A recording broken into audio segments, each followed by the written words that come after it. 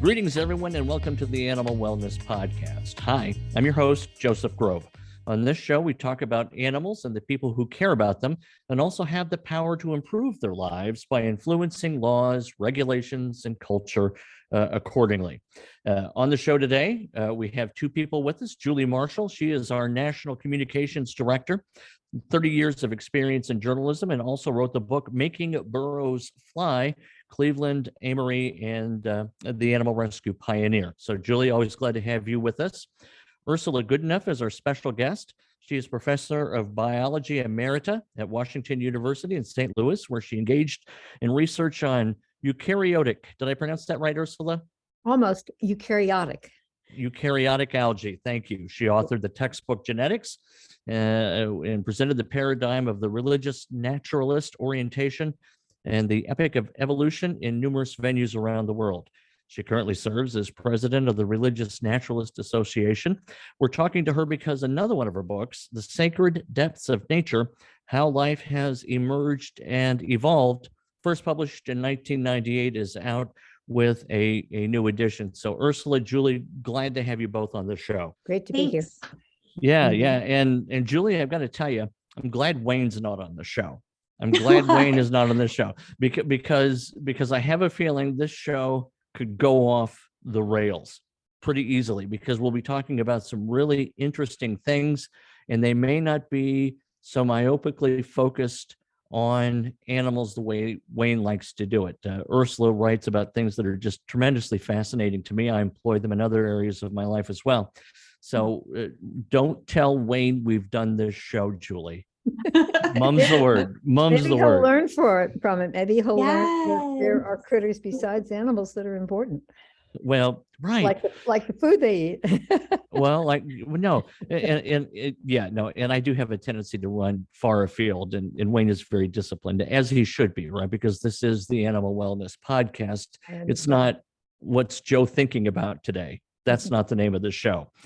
So, and I tell you what, one reason this topic appeals to me, and I've shorthanded it this way before by describing a conversation I have with, I'm going to call him, without any hint of pejorative, a fundamentalist Christian, right? We were talking about animals. Julie, I think this came up in the show you and I did before. Yeah. But I quoted this man as saying, God gave us animals to do what we want with. And that, to me, telescoped so well what I perceive to be the abuse of this go forth and exercise dominion over the world, right? This almost hostile perspective Western religion has against nature. So when I saw what you were about, Ursula, I really wanted to have you on the show. So let me start us off this way. You describe yourself, or you describe this perspective, yours, as religious naturalism. If that's accurate, tell us what that means. I try to avoid the ism. I try to say religious naturalist orientation, but that's okay. A lot clumsier. So, but it isn't an ism. It's an orientation, more like we think of the word in public usage, as taking everybody's story, our understandings of how life emerged and evolved, and developing religious responses to them. And by religious, I talk of three different kinds. I talk about interpretive responses. What does this story tell me about the meaning of life, about death, about why there's anything at all rather than nothing? A sort of philosophical tangent. The spiritual, which is how does the story make me feel? Awareness, reverence, gratitude, those kinds of things. And then the moral, how does this story help me be a better person, both to other humans and to the planetary matrix and all its critters. So religious naturalist takes the story, has religious responses to them, and is so oriented, and if so oriented, is a member of our little association. Yeah, that's the definition of the religious quest, right? Those three prongs. Kind of. That's how I see it. I see that goes on in all the traditions. The traditions have a story, the Old Testament, the New Testament, the writings of the Buddha, etc. And then in the same way, those three questions are asked of the story. And this probably is where we'll get more divergent than other parts, because I do want to ask, relative to animal wellness action, why then should people give a damn about animals, right? I mean, you would think everyone would care about animals, and most people love animals. But when most people say they love animals, they love dogs, they love cats, they may love horses. They don't necessarily think of their love for pigs when they're ordering bacon, unaware of how that meat maybe came to their plate, whether it was done so humanely. But let's before we get to that though, because in my own personal quest, I find that the more naturalist I become, the less religious I feel I can be. Is though understanding a lot of the machinery, is understanding a lot of the machinery as you outlined so well in your book, right? I mean, this is a fascinating little book. Didn't my book also lift up ways that they could enhance and bless your spiritual life? Well, and that's what I want you to. That's what I'm trying to. That's the point of the book. So if I failed, let me know. Well, I'm a tough nut, Ursula, right? But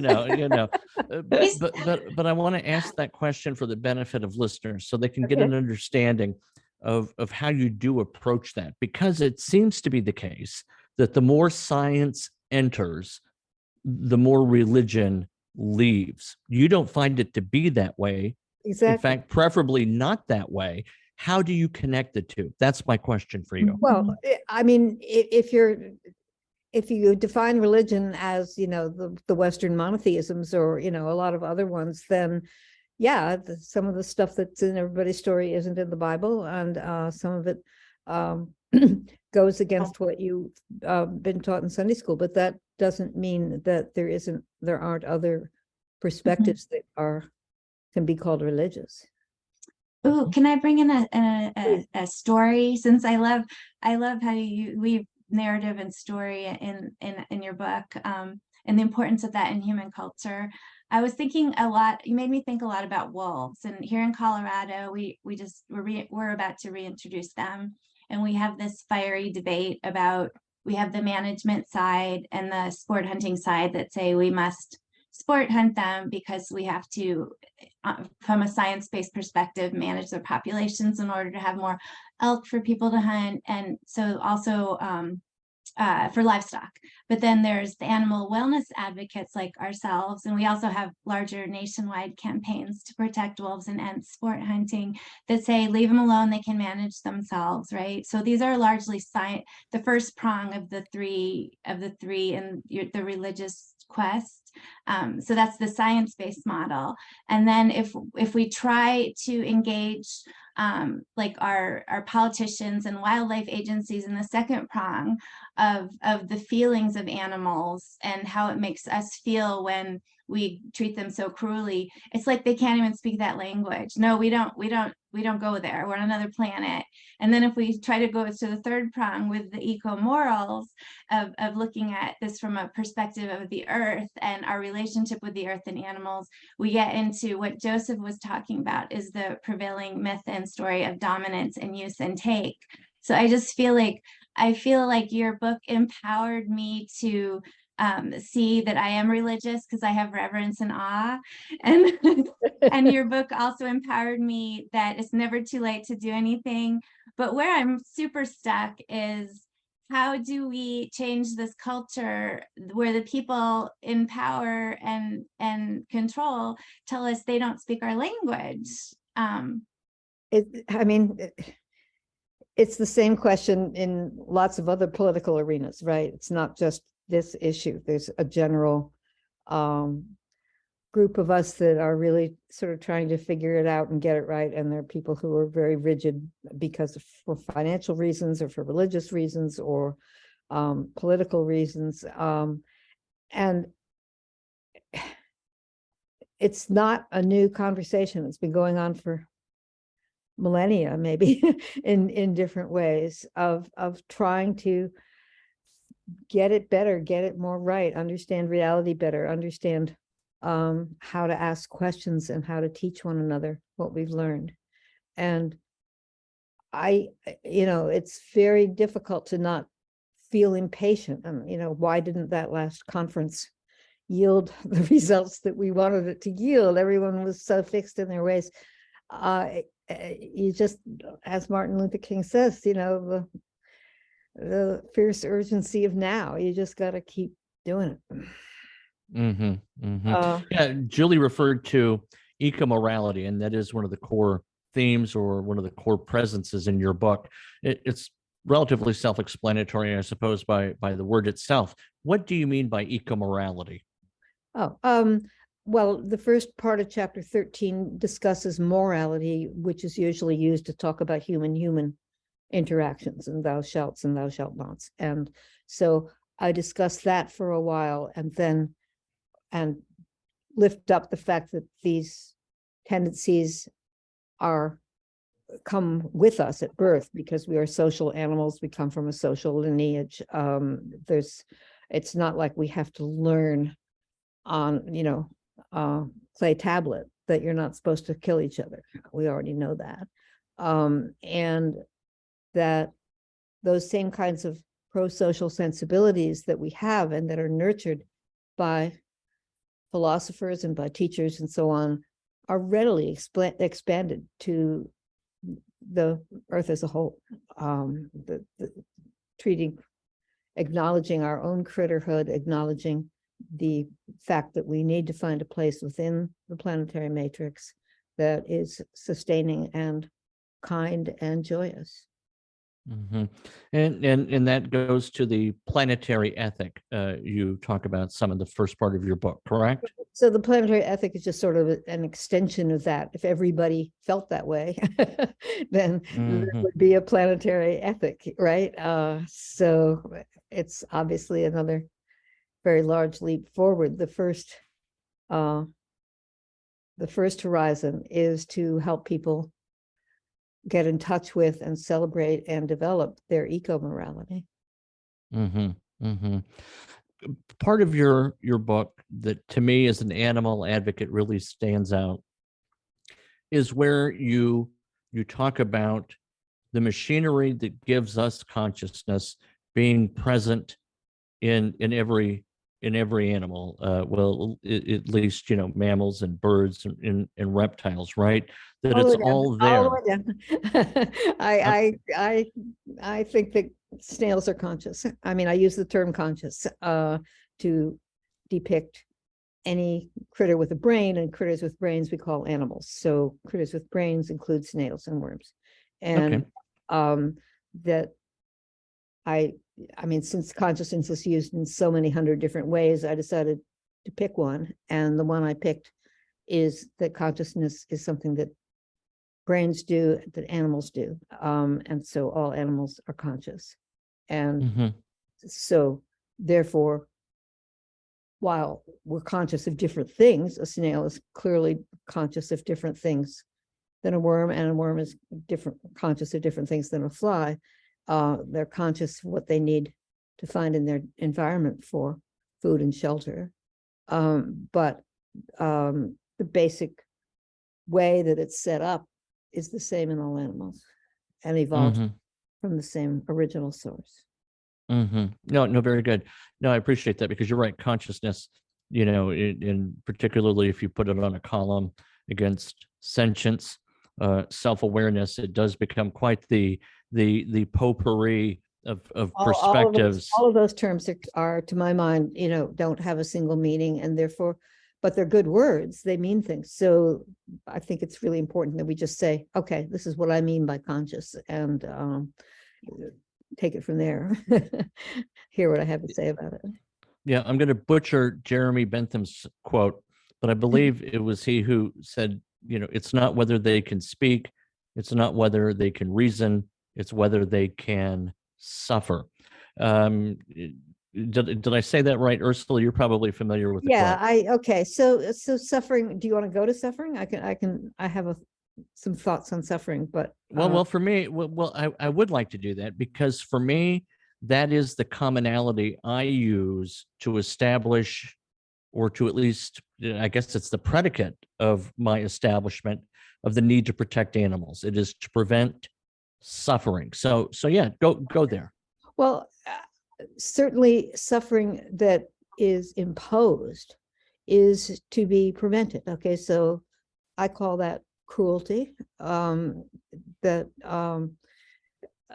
an animal, a being of any sort, is made to suffer, made to feel pain if they are pain-feeling creatures. But I see suffering as a much more universal thing that all critters go through, whether they have brains, whether they have consciousness. It's a signal that things aren't right and that it's time to fix it. And it's, in that sense, it's a positive. It gives you information that things are awry and that it's time to pay attention and get the suffering to go away. Now, that's the usual cycle in an animal's life, is that there's not enough sugar, they're suffering because they're feeling weak, they get the sugar and they stop suffering. So suffering is everywhere.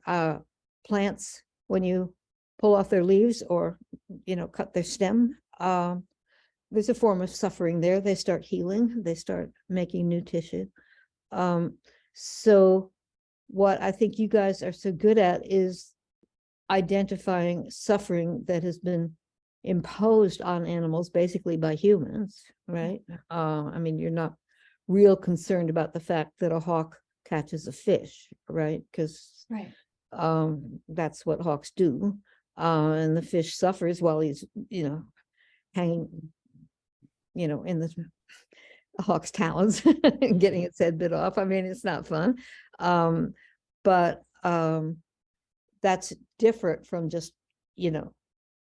laying waste to large populations of animals or putting them in cages or doing the kind of stuff we do.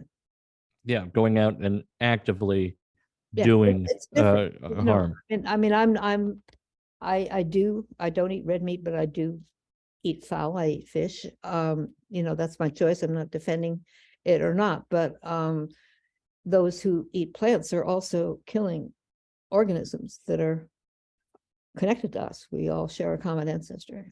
And so, Joseph, you Yeah. asked the question about suffering in the context of eco-morality, right? Is that Yeah. right?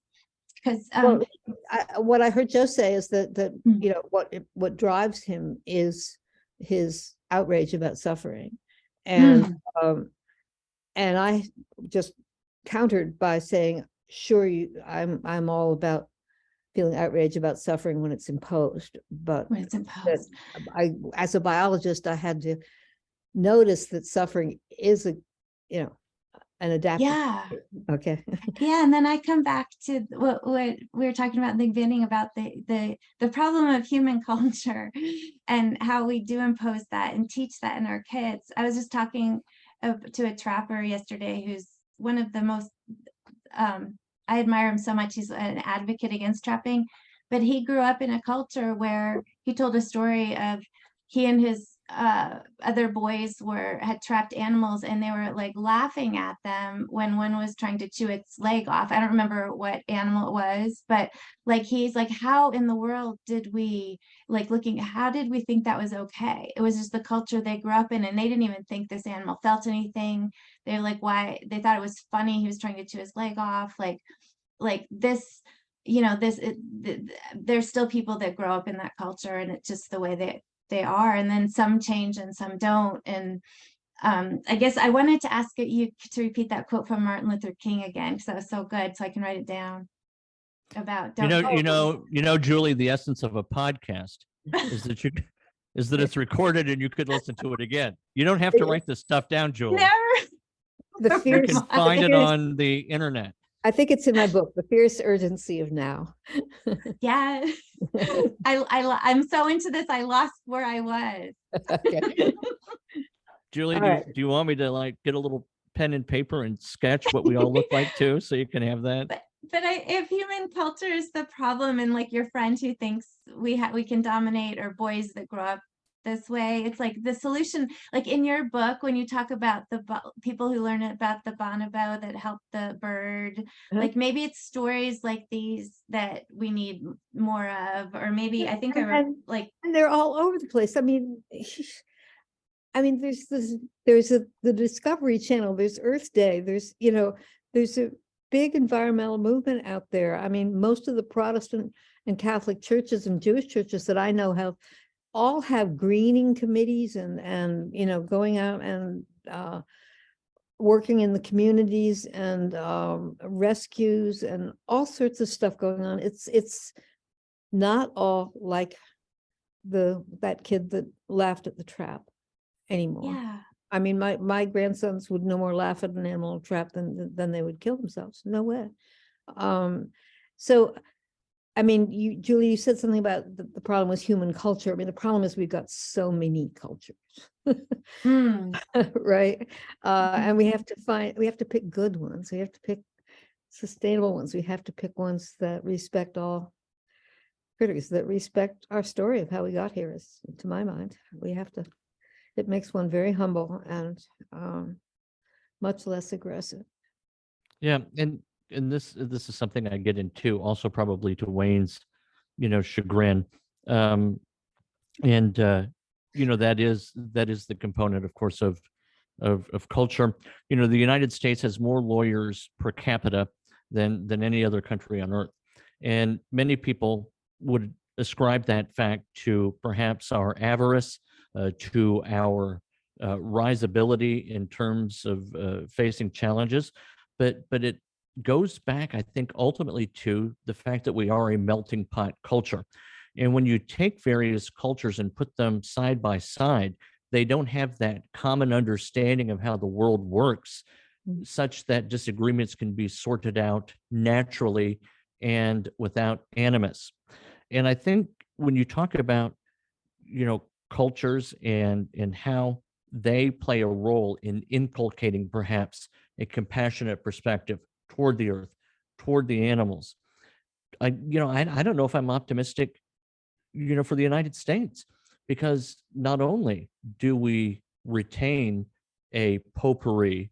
Is that the second time I've used potpourri in this podcast? Julie, remind me that's the first time. Okay. Because I have a limit of one. I limit myself to one. But we have this plethora of cultures. We seem to be ever more divisive.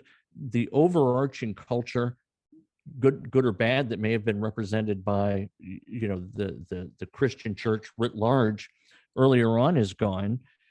We can't even agree on what men and women are anymore without some tension.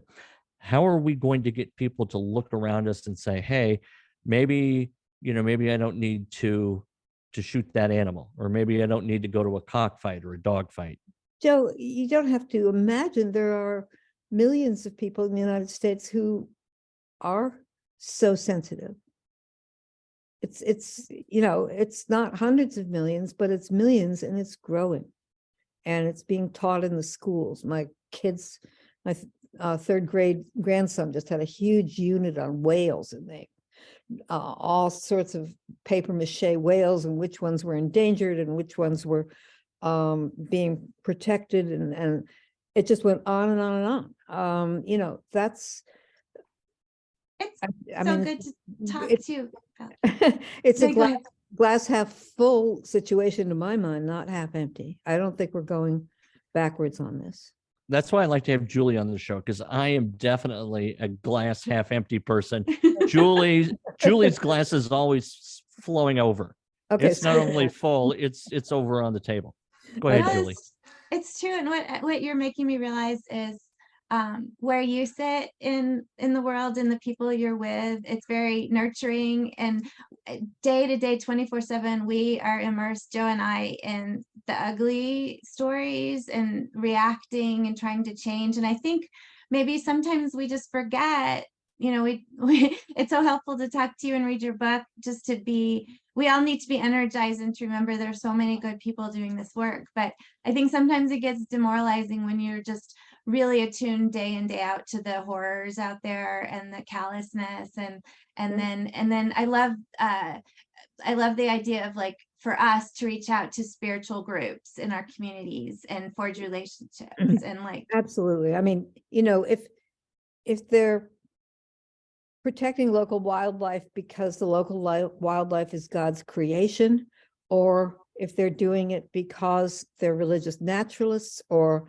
because there's a spirit that's inside those animals from their indigenous traditions, to my mind, it doesn't matter as long as we have the same goal, which is to help those animals to find peaceful and flourishing existence.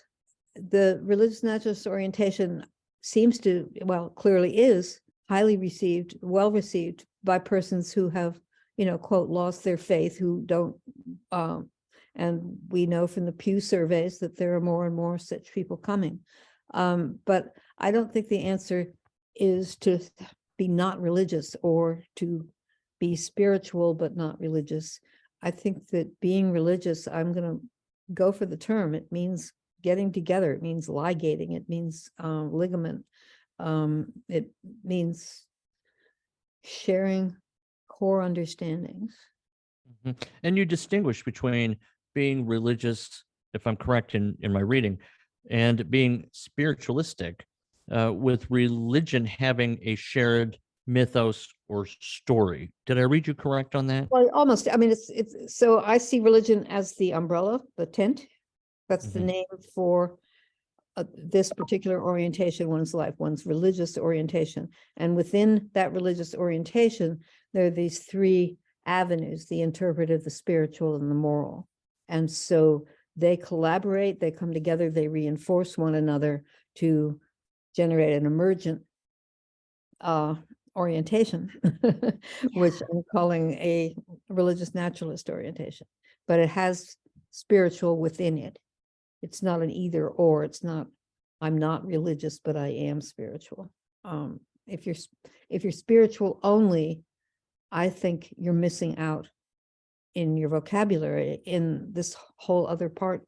The biggest one always has been the moral part. I mean, the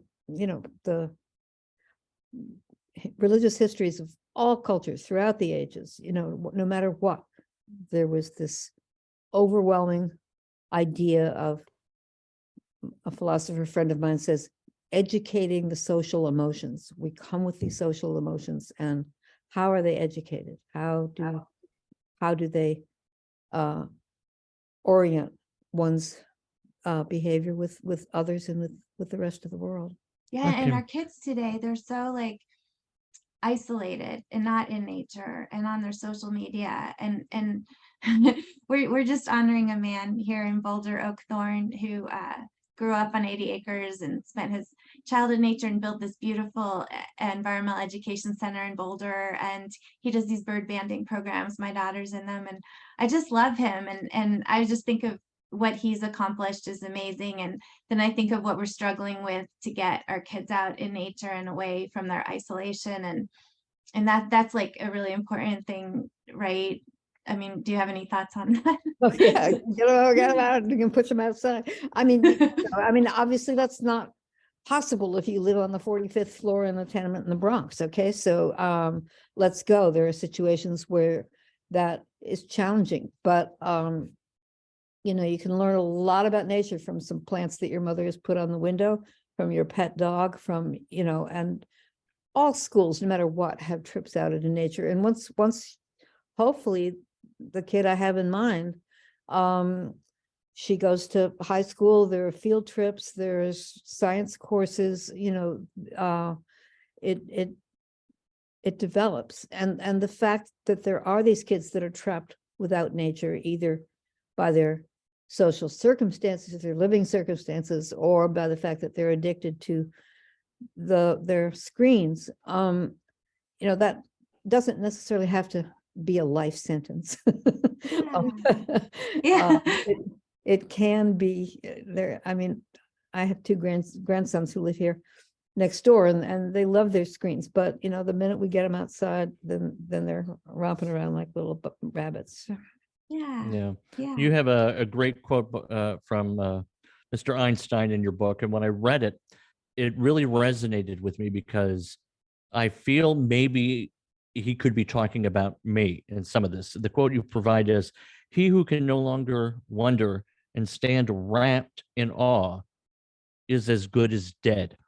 And I think the journey of my own life has been so reductionist that I am missing that sense of wonder and awe you talk about. And it's a struggle for me to get there, because when I hear you talk about spirituality, my mind translates that into, and you're going to correct me, I'm sure, and I hope you will, because when I hear that, I think of something that exists beyond the material world, right? Even beyond conscious thought, that there is some sort of, not old man in the sky, but help you with the etymology. I do in the book. Spirit means essence, means breath. It it is a very natural, gas. It suggests sort of the gasp that one feels when one is presented with awe and wonder, be it a mountain or an ocean or a nursing antelope. But it's the same, and I think that that's the origin of spiritual. Of course, people have, because it doesn't feel material. That's the trick. It feels like if you said, "Oh, I'm having this experience and it's coming from the outside," whatever that means, then you get into the whole part that you're having trouble with. But it doesn't have to. You don't have to use the word that way. yeah. So I was driving through a subdivision the other day. Julie, I'll go to you in a second. I want you to weigh in on this. But there were a couple of deer really close to the road where I wouldn't normally have expected to see deer. And it was mesmerizing. I was taken out of myself for a moment and just caught up in the fact that I was sharing this relatively confined bit of geography with them. Is that spiritual? Did I have a spiritual experience? Yeah. All right. Good. Julie, Okay. there may be hope for me yet. So Julie. there was may be hope. awe, right? There was awe. There was reverence. You were revering these animals. There was gratitude that you had the experience, that you could share life with them.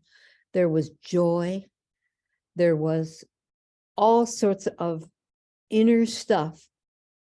Love, let's go there, for these animals. Those are spiritual experiences, Joe.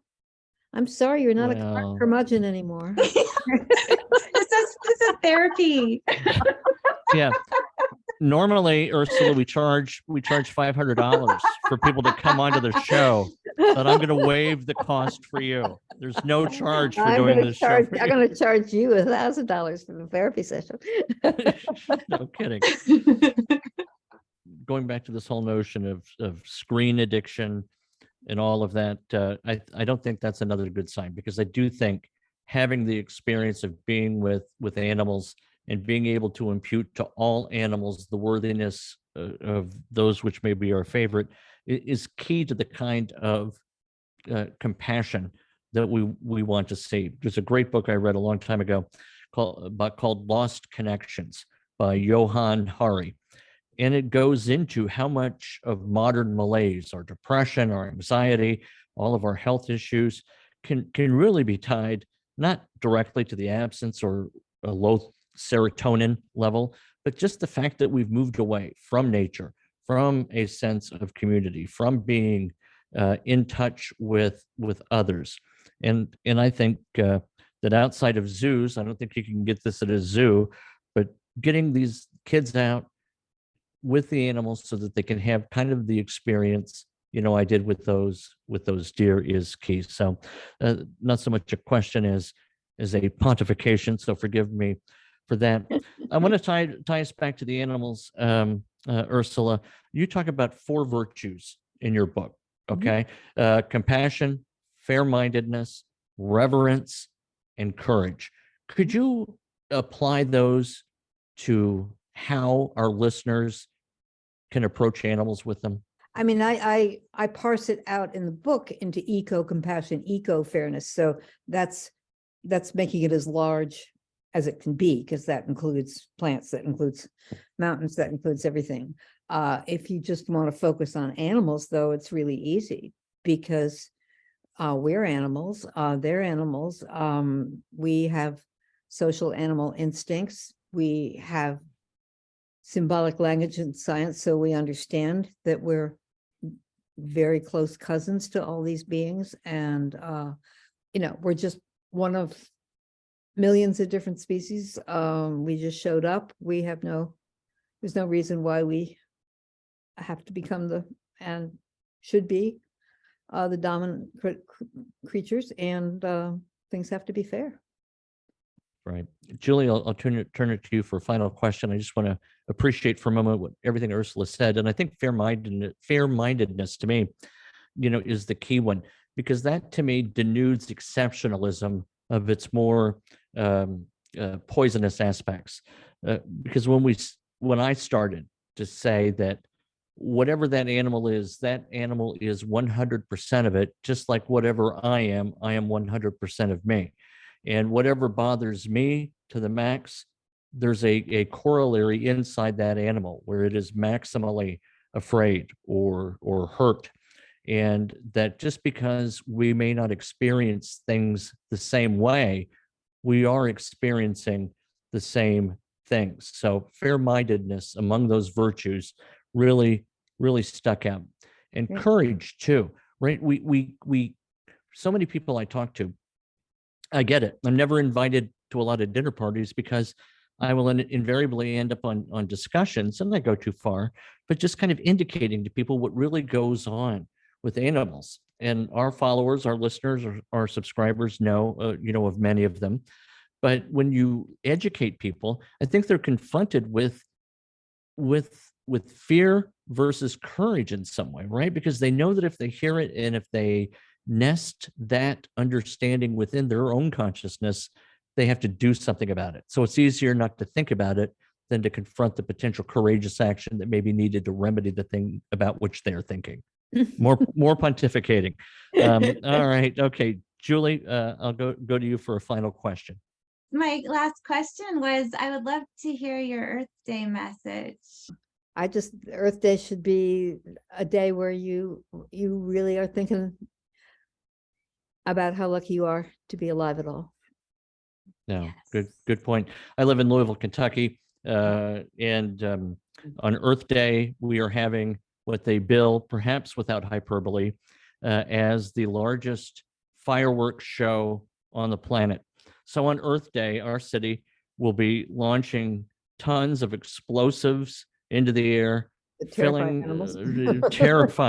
terrifying animals, probably killing fish, sending gunpowder smoke. So no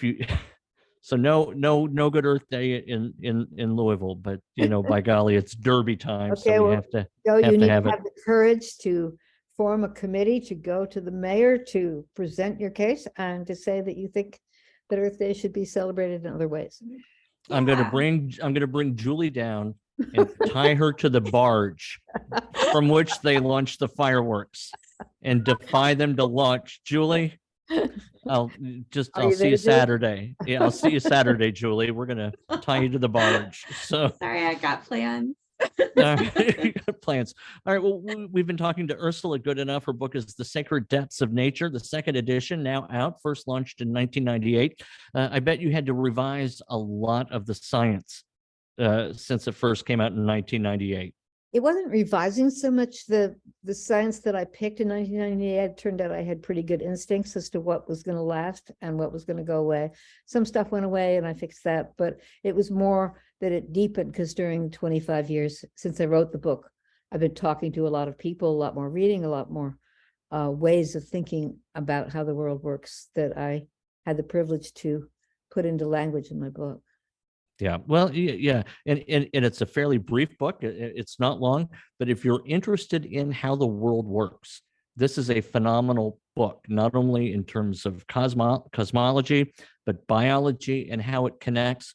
My daughter's a recent biology graduate from Bellarmine University. I'm going to give her this book, and I think she will find in it an enviable concise representation of everything she learned over 4 years. So there you go. I wish I hadn't highlighted it now, because I could have given it to her as a birthday present. No, buy a new one. Buy a new one. I like it.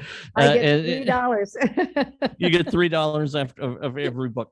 If people want to get the book, they can go to Barnes and Noble, Amazon. I mean, it's everywhere, right? You can order it anywhere.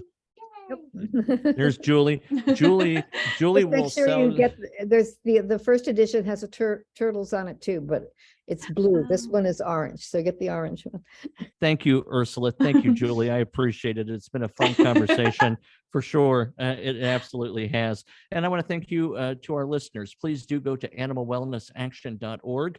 Sign up for our newsletters. We do a lot of great work. Right now, we just have introduced the Fight Act to combat animal fighting.